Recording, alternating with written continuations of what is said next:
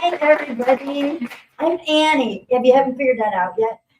My website's anniechannels.com, and I'm Annie Bachelder, psychic and channel on the YouTube, I guess it is. Maybe it's got a Reverend in front of it. That was added later.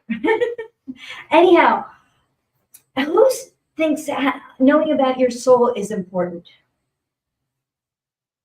Yeah.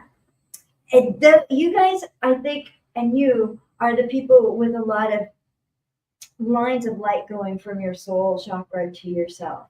So your soul is aware of your interest. And even if you're not aware of your soul's interest in you, you can be. And you can get the advantage of that. When I first started channeling in 1988, I had to learn to channel so I could be in this class called Awakening Your Light Body.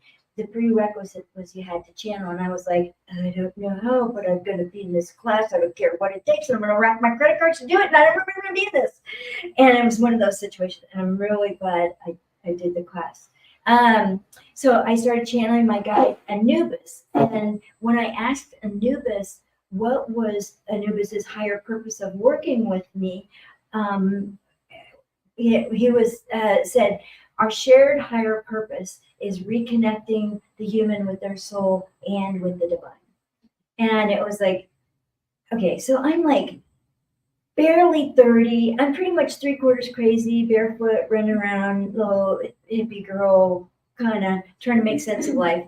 And so I didn't really know that it had a soul. Where could you find it? Did it come in, what do you do when you find it, and all that kind of stuff.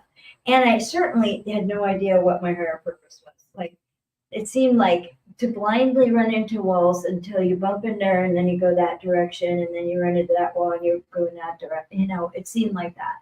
Anyway, not very orderly and not very conscious.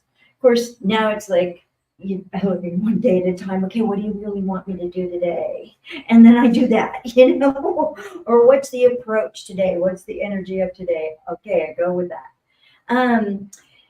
And so channeling and doing channeled readings was a lot about going through each one of the chakras and getting the information from there. And Anubis was fabulous at drawing out this information for these people, and it was amazing. And I'm sitting there channeling with my eyes closed, my arms are waving around, moving the energy, and I would be in that state for an hour, 45 minutes, or 2 hours, or something like that. And then when I learned to read the Akashic Records, the teacher I had, Linda Howe, she says, I know you're a channel, but you got to eyeball to eyeball here. You got to create relationship. And I'm like, okay.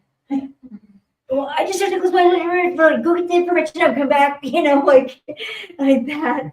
And so it's just been a process, learning all along. So the Akashic Records, there's some very, very basic things about the Akashic Records that are important to know.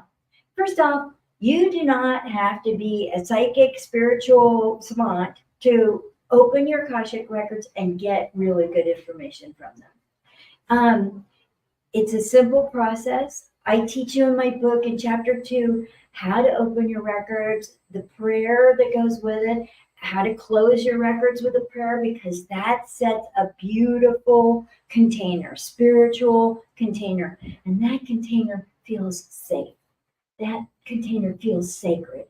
And that container becomes like a great place to go for comfort and information.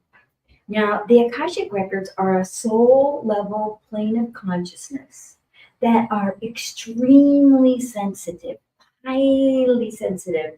And so anything that a person has ever thought, said, or done, or a soul has ever thought, said, or done, is recorded in the Akashic Records. It's not the list of your book of bad judgment things, I should have never, if I hadn't done that, if I should have picked the other guy, whatever. It's not that. It's not a list of your wrongs or who you killed or anything like that. Although past life information is really easy to get in the Akashic Records if it will help you grow. if it will help you evolve, if it will help you become closer to your soul and to the divine. The Akashic Records are energy first, information second. So sometimes I open my Akashic Records just to be in that energy. I have to shut my mind up a little bit. Too busy and wants to talk and wants to know, no, give me, and just be in the energy. But there are times when I've been open my records and it's the most beautiful, restful thing I can imagine. And it wasn't really about, well, when you had this past life, you had this experience that had shaped your relationship to money and men and this, and like it's not always that. However, that information has come through. And I've asked wild questions in my records, like, okay, what is it about me and butter? I mean, I'm really happy if in a closet with a cube of butter, maybe a shaker of salt by myself, eat the whole thing, no bread, no nothing, just the butter. And I was like, I was feeling guilty and like wrong about liking butter. And so I asked, what's the truth about me and butter? Which is a great way to phrase a question when you're in your records. What's the truth about me and so first thing I get this beautiful picture of a cow with white with black spots, and I burst into tears. And it was like, oh, I remember this. I was an orphan, and all I had was this cow. My parents had died, my siblings were dead. I had this cow. I think I was about 10 or something like that.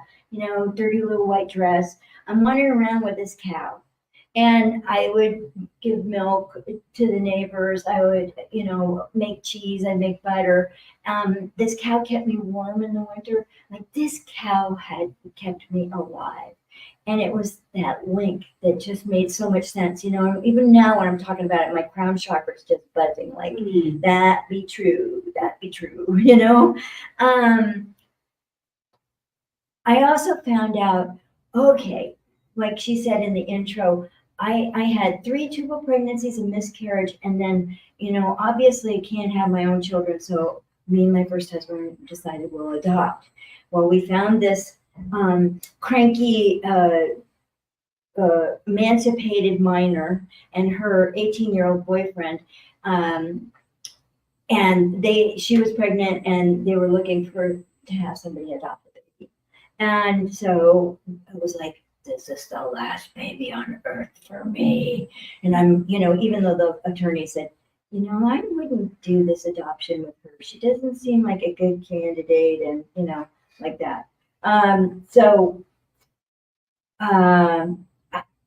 When I looked at why I had 3 tubal pregnancies and miscarriage, and I had to get the baby back after I had this newborn that I brought home from the hospital for like 28 days.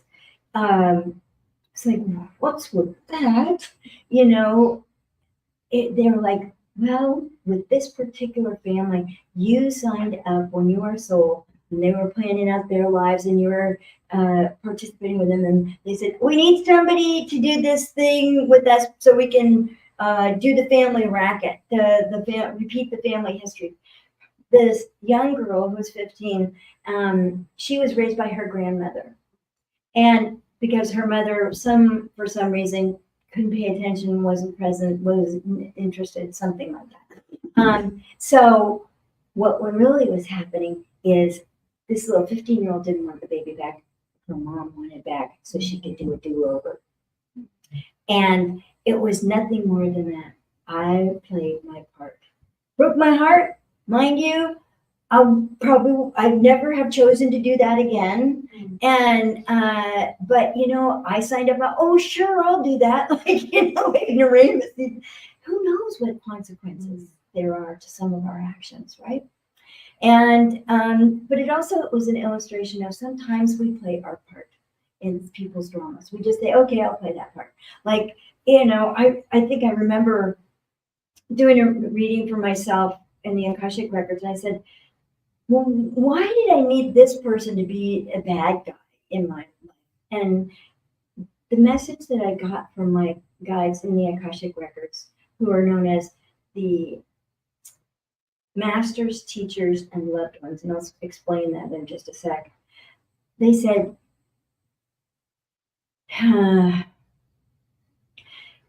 this person loved you so much that when you were planning this lifetime and you said, I need somebody to play the bad guy, they said, if it's really important to you, I love you enough that I'll make this happen. I'll play my in your life.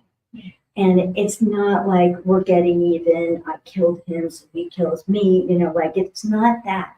It's literally so we can play out the drama and learn to have the feelings and grow and decide to have a great life anyway, And it was interesting going back and looking at my illness history. I had multiple sclerosis from 1990 to my last exacerbation was in 2010.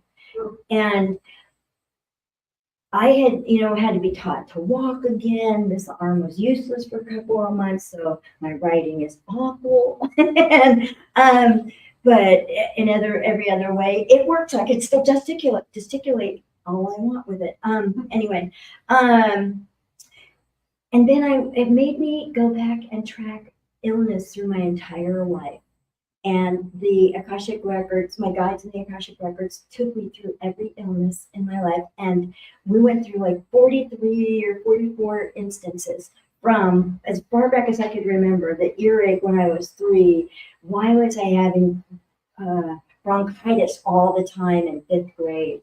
What was the spiritual nudge? That was my question. Like, how there's a spiritual nudge about this? Because in my world, we have illnesses and injuries because it's a spiritual fulfillment of something. And like when I was in 5th grade and I had bronchitis, it was like, I didn't want to go to school and have to live up to my potential. I had a teacher that really wouldn't put up with me just giving half-assed homework, and she'd write my papers like, you could do better than this. And I'd run up the bathroom crying and freaking out. Wish she wants more for me, which was good. She got that tap running, and it was a good thing for me, even though I was walking. But for me, having a huge amount of mucus and cough and all this stuff and being messy and being able to watch as much TV as I wanted to, because my mother said I could only watch half an hour a day, was worth it. So it was like, it just made so much sense. It wasn't about germs. It wasn't about you're getting this from your other students or what. It wasn't about that. There was a spiritual reason. I was getting a payoff. And I have been like that in my life. There are periods of time when I just have to go down. I got to go inward. I got to just not be putting out. And I went through all of these things, and like the 3 tubal pregnancies and the miscarriage and the losing the baby, that was also about, bringing me down to right size. I was a little arrogant in my 20s. If you would only think better, you wouldn't have whatever your disease is. And it was like, I look back and I want to find that woman and go, I'm such an ass. I would beg your forgiveness. I was so unconscious and I was so uncaring and I was so insensitive. It didn't acknowledge at all what she was going through. And I just bless her. I bless her. And like that kind of stuff. Like it developed compassion in me. It gave me some humility. It took a little doing. Like when I couldn't drive, I had to be on the phone calling people. Well, I need a ride. What are you doing Thursday morning? I need a ride to physical therapy. And then I got to do occupational therapy after physical therapy. And then I need a ride home. And I live way the heck up on this hill. And there's a dirt road. And then you're at the house I'm staying in. It's my mom's. Anyway, it was a whole thing. And I had to be, as my best friend put it, you just have to be someone people want to give to. And that was really good advice, So I just had to reach out and ask for what I needed. And it was surprising who stepped up. People I would not have expected and people that I would have expected didn't. But you know what? I got taken care of. I got taken care of. It all worked out. So the Akashic Records are spiritual, not psychic. So you get to go in your Akashic Records and find out what your soul has in mind for you. Like, what's the deal? Why did you put me in sales, like, for that amount of time? And then finally I went to being a secretary, and I was like, that's much better. I used to play secretary all the time when I was a kid. I would recorrect my father's math class things, and I had no idea what it was. It's like geometry and stuff like that. But write the red notes on papers and stuff like that. Just pretend. And it turns out I'm really good at being a secretary. Like that side of me is good. And that means I can be a good bookkeeper and a good tracker of my information now that I'm self-employed for so many years. Anyhow, that's why my soul had me do that stuff, is get the groundwork, get the skills. These skills were going to be necessary for later. And, it's surprising what it takes. I would have thought I would get all of my mother's skills about being an organic gardener and, a composter before it was popular. I'm out there as a kid taking the coffee grounds out to the compost and like that. And, anyway, so, but I didn't get any of that. It turns out it doesn't come through by osmosis. You have to study. Dagnabbit. So what else do I need to tell you? I'm going to look on page 12, because that's chapter 2, and there's so much information about the Akashic Records in here that you need to know. Okay. 3 principles govern the Akashic Records. Judge not, fear not, and resist not.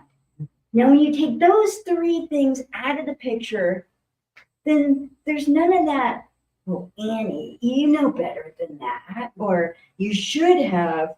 Well, if only, if you were paying attention, there's no judgment. There's no condescension. There's no, there's none of that irritating stuff that my mind will do to me. Like sometimes when my mind's on a rampage, it'll pick at me and be really overly critical, which is also when I know I need to get my neck adjusted, because that means my atlas is out of alignment. You adjust my atlas and those thoughts vanish. By the way, very nice little thing. Okay, so the Akashic, so fear not, judge not, and resist not mean there's a lot of room to inquire, to learn, to study.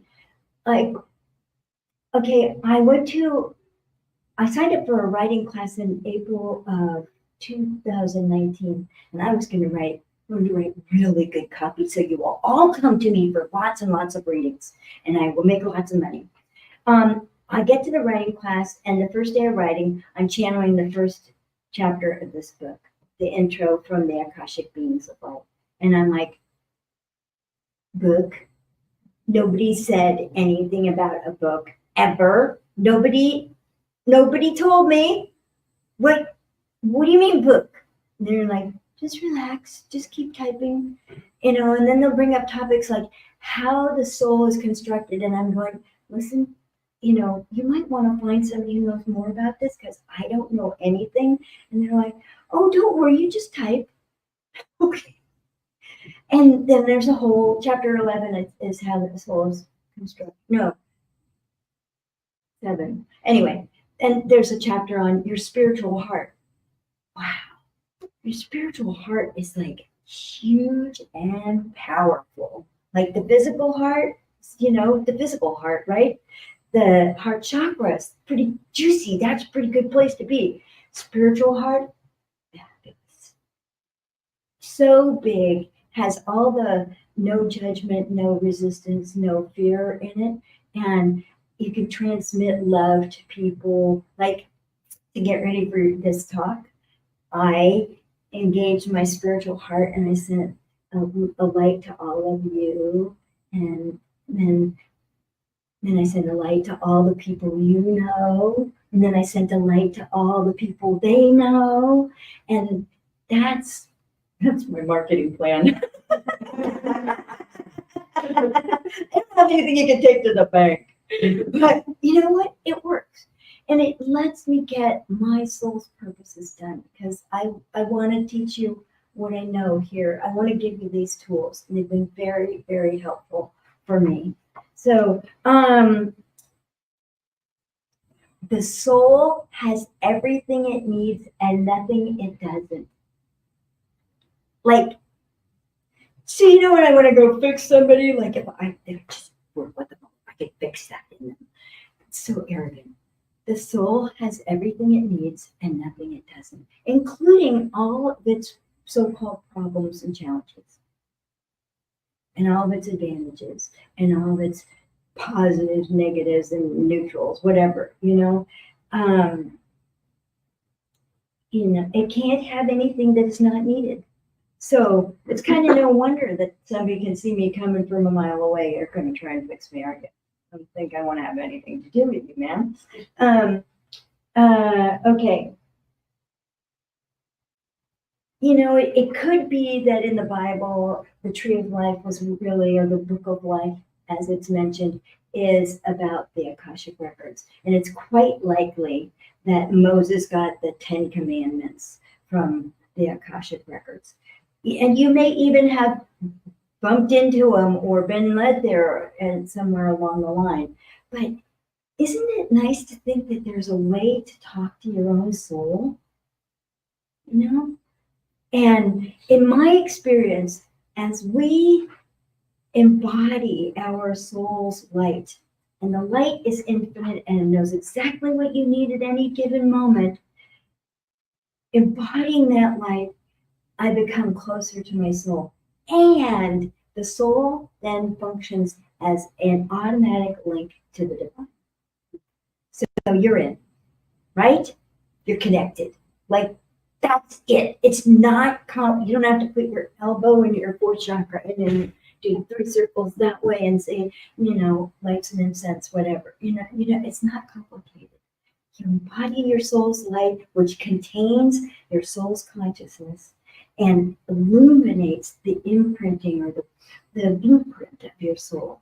And you get to inquire. You get to ask the tricky questions, like, why the heck, why did that happen? Okay, there's some other things in here I want to make sure you understand. So the Akashic Records contain everything that has ever happened, is happening now, and has the probability of happening. Now, the records are not a great divination tool, because we are creating what's going to happen every minute we're awake and active and making decisions and choosing and all that stuff. We're creating the future. And you could decide to take a different way home tonight and your life changes. In fact, my guides often say, if you want to change something in your life, start doing little things that don't scare the pants off you. Like shop at a different store. Call your mother when you don't want to. Go to a different coffee shop. Have a different thought about money. Whatever it is, try to change little things, because the personality freaks out when you say, we're going to change this. What? Just the way it is. Even if it's miserable, I'm not giving up this misery because I'm certain that what's in the future is going to be worse. And most personalities kind of look at the future in that way. So in the Akashic Records, given all that has happened and is happening now in you, around you, in our world, whatever, there is a probability that thus and so will happen in the future. And it could be changed by the littlest thing, let's see. Energy first, information second. And I found I kind of have a knack for this, seeing past lives. I have a knack also for doing work in real estate. Like you can open the Akashic records of your house or your apartment or your office or the department of the business that you work in. It's like, that's really useful. That is like downright practical and applicable and handy. And you can't open the records of anybody who hasn't given their permission, including dead people. Now, going back to that phrase, masters, teachers, and loved ones. In the Akashic records, the masters are the beings of light who came to your side when the divine took a piece of her light and caused you to be a point of consciousness, and from then into a soul. And these beings of light are like your buddies. They love you. They love you. They love you. They love you. They love you. They love you. They love you. They love you. And they are with you all through your journey, whether you're in an embodied life, if you're doing extra credit on Venus, studying with the who knows who, or if you sign up with the councils of light of this and so and learn from them, they're with you. If you're in between lives and you're sorting out, well, next time around, I think I'd like to include, maybe I'll have children. I don't know. Maybe I'll just skip it. It was fine to skip it. Anyway, so they're with you when you do all this stuff. Or when you're sorting it out. And there's a huge cast of characters when you plan your next life. It's really kind of fun to see. For me, it looks like this. There is an big open boat with benches in it. And it's just pulled up on the side of kind of a rocky beach. And, some of the biggies are there kind of overseeing it. Could be whoever you think is a biggie, Kali or Jesus or whatever, who'd, the divine. The Akashic beings of light, who are part of the Akashic records for us, or through my book, anyway, they call the divine the great creatress. And I had to rewrite parts of the book to go to that. And it was quite interesting. And I really like it.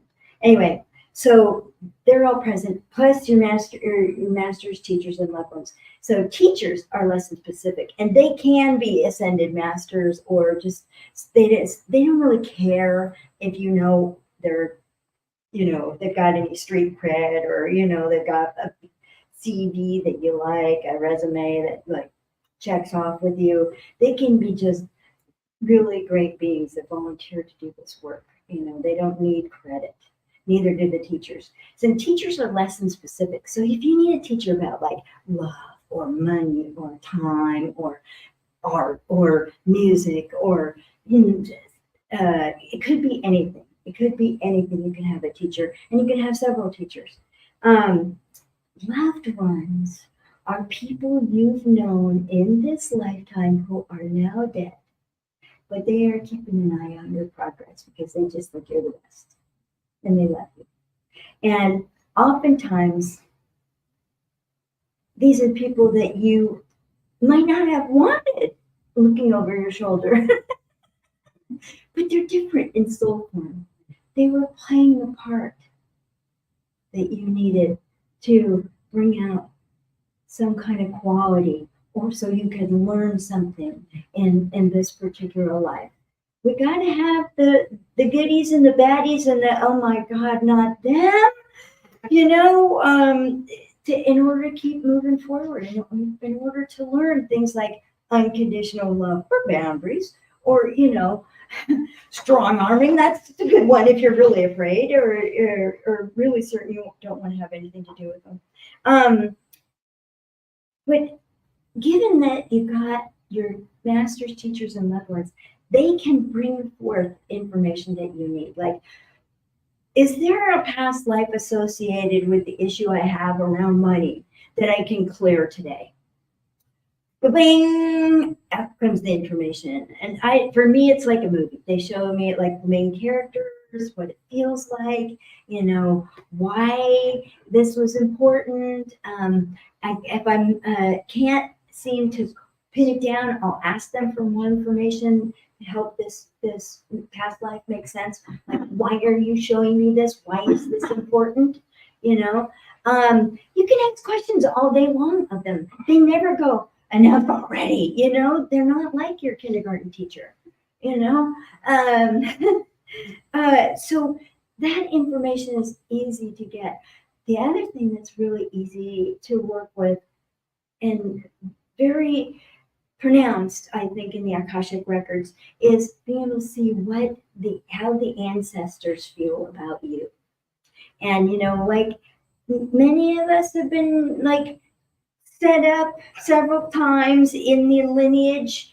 I mean, I've seen, at least in my records, every couple 100 years, 300 years or so, they go, okay, Annie will do this kind of road, bushwhacking, trailblazing, she, we'll have her do it. And then she can teach the ancestors.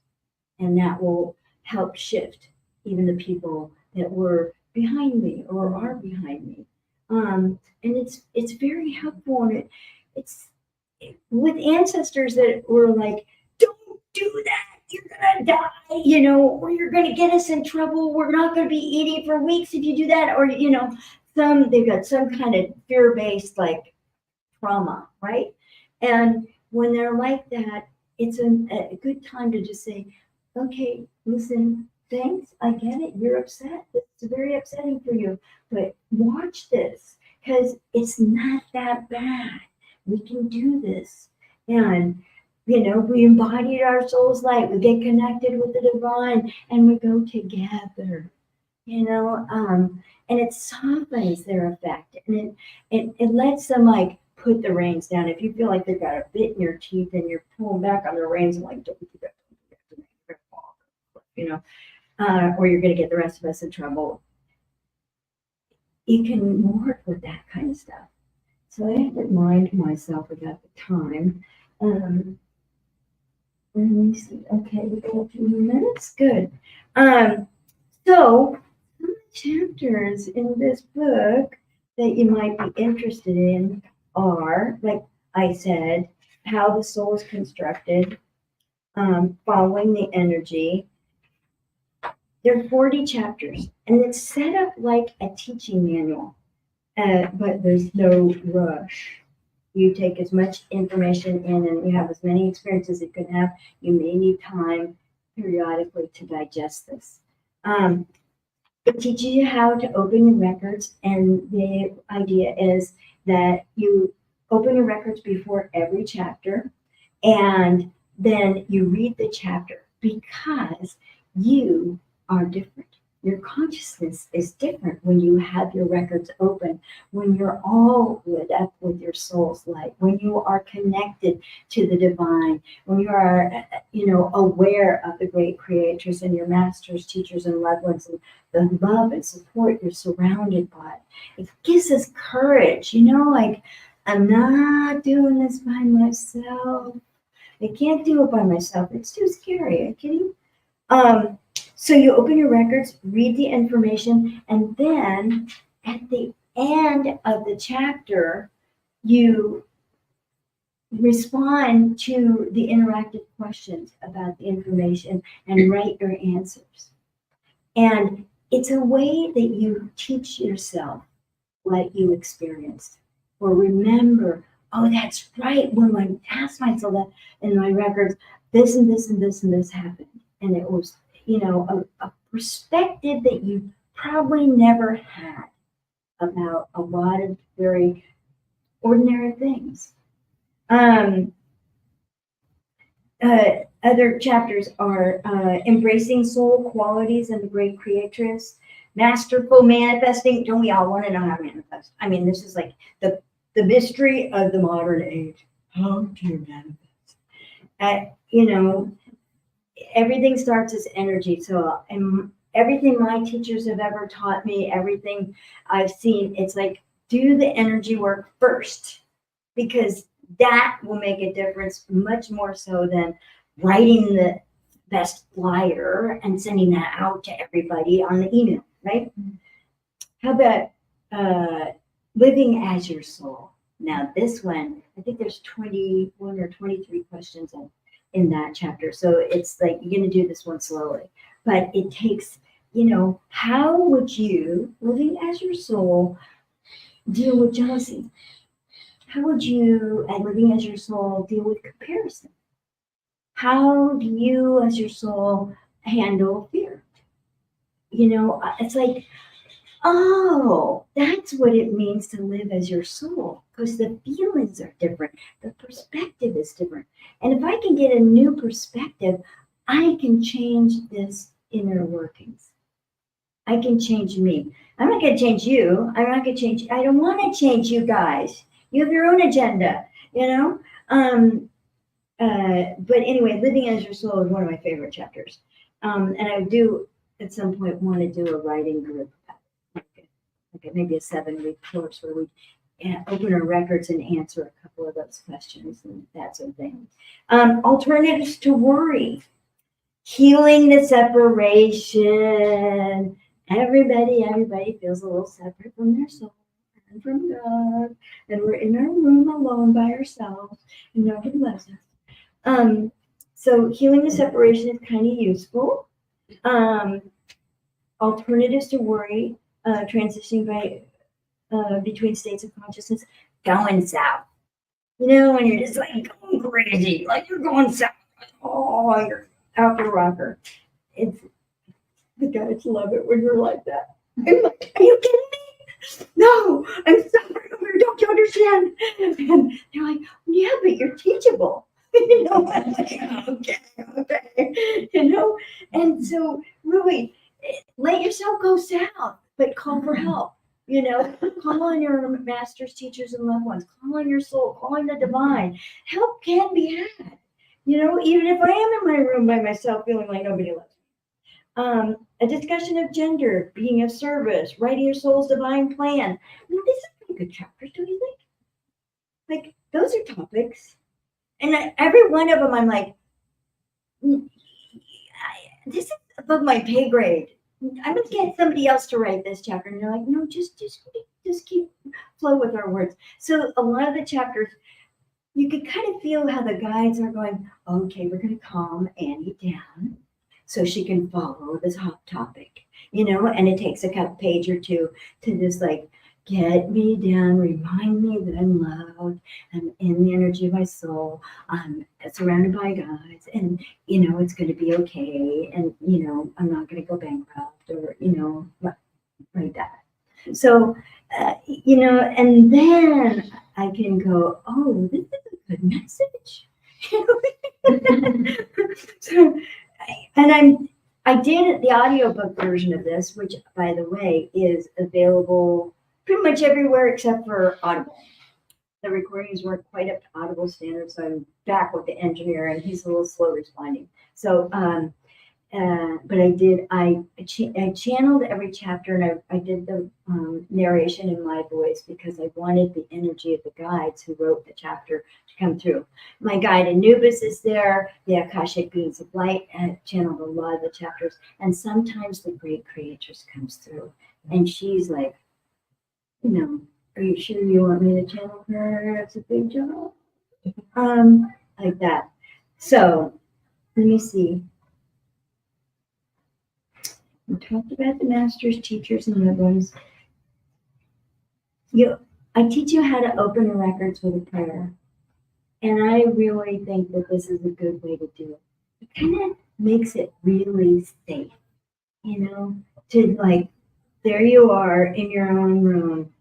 I'm going to open the records. So she said, but you do it. And it's surprising what comes through. Really surprising. And a lot of the information helps to remind you to feel how it feels in your body to be in your records. How does your soul's light and consciousness feel to you today? It's probably going to be different than last Wednesday or next week. You know, we're not the same. We're not the same. Our cells are changing. The day is changing. My influences are different. You know, all of that. So let's see. What do you want me? What else do you guys have questions? I love questions. There are no dumb questions. All questions are good. I have a question. Yes. So there seems to be like a recurring theme about the Akashic Records. So in your opinion, did you get channeled this information, or did you read from the University of Psychic People? Well, yeah. Where do you get some of this? Like, I just recently learned about Akashic Records. Right. So some of the books I'm reading, they kind of say the same thing. Right. So I'm just wondering if you guys all attended the same university. Well, I don't know. Other people, there are different people who teach different methods and have different perspectives. I learned during Awakening Your Light Body, this class was it's all about consciousness and energy sensing and getting as far expanded as you can and bringing it back into the world and learning how to be in the flow. That I think we went into the Akashic Records in that course. There was a whole bunch of classes on that, sensing energy. And I think we opened the Akashic Records, or the appearance was of like a temple with a library in it. A lot of people go, library. It's got to be a library. Got to get a book off the shelf. I have a friend who she does the records, and she goes into her file folders. She's directed, okay, your file is in this file drawer about 3/4 of the way through, you know, and she pulls, like, literally has it like that. The pictures don't matter. It's sort of like they put pictures in our head that work with our best, bring out the best information for us. It's like they have to get underneath our mind and our preconceived notions and our opinions, you know, and get underneath my personalities, blah, blah, blah, blah, blah, you know, mind chatter. I learned, I went to buy a book, for a couple of books for my boyfriend in 2013. It was Christmas, and he's really generous with me, and I wanted more presents put on the tree, but didn't have much money. So I went and I did the short version. It's like 5:30 at night. It's dark. I got to go home and cook dinner for us. And I just went in the spiritual section and I went, okay, which books want to come home with me? Okay, you, no, not you. Okay, you. I brought 3 books, you know, paid for them, brought them home, wrote on the inside cover, wrapped them up, gave them to him. And in January, he starts reading this one book and he says, you know, Annie, this one, I think you'd like this. This is right up your alley. It was How to Read the Akashic Records by Linda Howe. I was like, don't even remember buying it, right? It just sort of on that mission, and it was for him. And he's never seen it since. You know, that book has Post-it notes, tabs, you know, I know that information inside now. She's a very, very good teacher. And I did pretty much all her workshops. And then I got pissed off because I'd been trying to make myself little Linda and realized I really didn't want to do that anymore. So I said, can I please have my own prayer, and generated my own prayer. And, you know, did a lot of different kinds of work in the Akashic Records. But she was the #1 teacher for me. I read, there are the list of books that I've read in here, and I think they're also in chapter 2. What's her name? Catherine Taylor or something or other. Maureen St. Germain. She wrote a good one. She's more about the higher self, though. It's like, I didn't feel as much like she's in the records as much as she was really teaching you how to be with your higher self, which is a great thing. I tried doing soul realignment and got irritated, so I quit doing it. And, you know, because she's really, you have to do it this way or you're, you know, and I'm like, I don't respond to that. I'm a little more free form. I was raised in the 60s and 70s in Marin County. And, you know, I can't be too many rules, right? Anyway, so I read a bunch of different books. Some of them I liked, some of them I didn't like. There's one by Akemi G, and it says Why We Are Born. And I read it the first time, and it kind of didn't make any sense. And then a couple of years later, after I was working with my own prayer and kind of authorizing myself to have my own information and my own way of doing things, her book made a lot of sense to me. So, you know, there's going to be some things in here that you go, this is nuts. I'm skipping this part, right? And that's fine. It's your discernment. I honor that. Let me give you a torch, you know? And I don't think there's one right way to do it. I think the point is you get to work in your Akashic Records. And you may learn from my book, you may learn from other books, you may find a way of doing it yourself that's the best way for you. But you know, it's a matter of curiosity, and if it holds your attention, then like that. Oh, you're the next speaker, right? Yeah. Okay, sorry. I got I set a alarm. Okay, so it's 1:48, so we got 2 more minutes. Is there any other question? Did that answer your question? Yeah. Okay, yes. If you could just short to the point explain how you get into the Akashic Records, what does that look like exactly? Starts with a prayer. By the power of divine light within us, come Holy Spirit, Spirit of light, Spirit of truth. And there's a bunch of lines after that.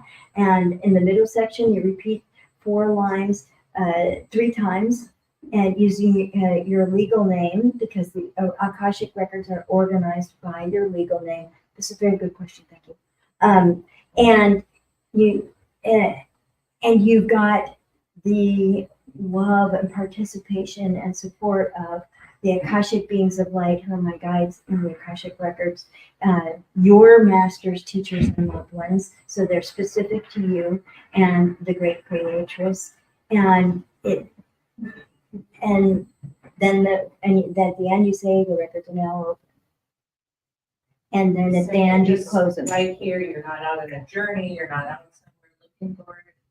There are 13 energetic exercises in here that use your Akashic Records to take you on a journey and to give you some examples of how you can use them, like letting yourself out of judgment jail, working with your ancestors, past lives,